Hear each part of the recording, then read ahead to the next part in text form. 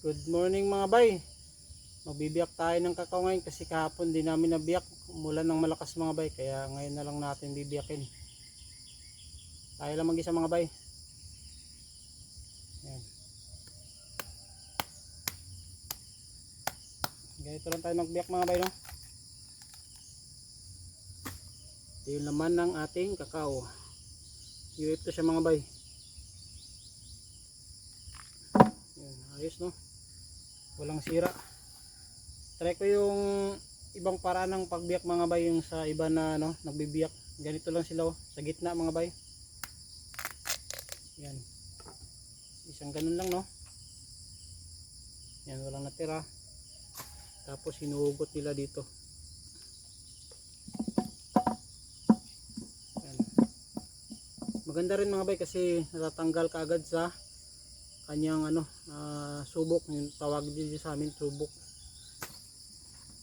Dito kasi sa paraan natin mga bay, kailangan pa nating ganituin para matanggal yung subok. Pero dito talaga ako nasanay mga bay, yung ganito pagbiyak.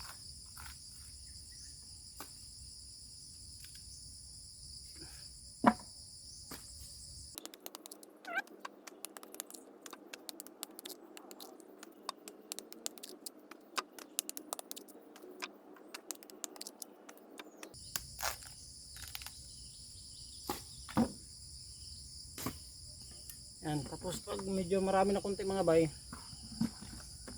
tatanggalan muna natin ng subok ng ganito mga bay para hindi matabunan.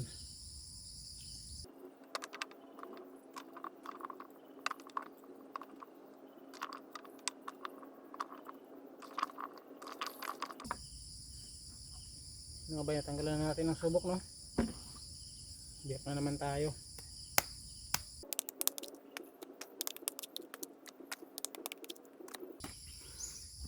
Yan mga bay, natapos na tayo no.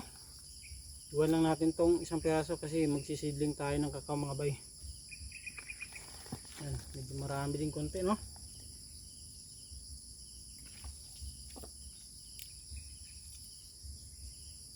Kaya din to siguro mga 3 kilos or 4 kilos mga bay kapag natuyo.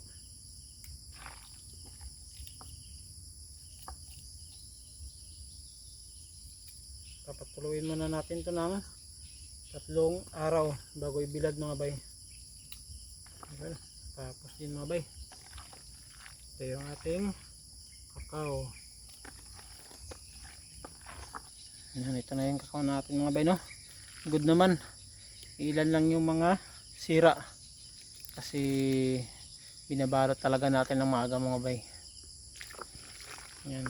Kung medyo marami mga bay, pwede natin ibenta to ng wet beans para hindi na tayo mahirapan magbilad no, kasi dito sa amin medyo mahirap yung araw dito mga bay. Lumalabas magnanay na tapos wala pang alas 3, wala ng araw, kaya medyo matagalan tayong mapatuyo siya no. Inaabot ng mga 3 to 4 days, minsan maabot pa ng 5 pag hindi maganda yung init mga bay.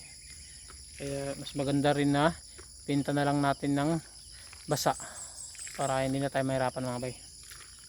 Yan, nakaharvest pa tayo ng konti ngayong bagong taon mga bay. At yun lang no, maraming salamat sa panonood mga bay.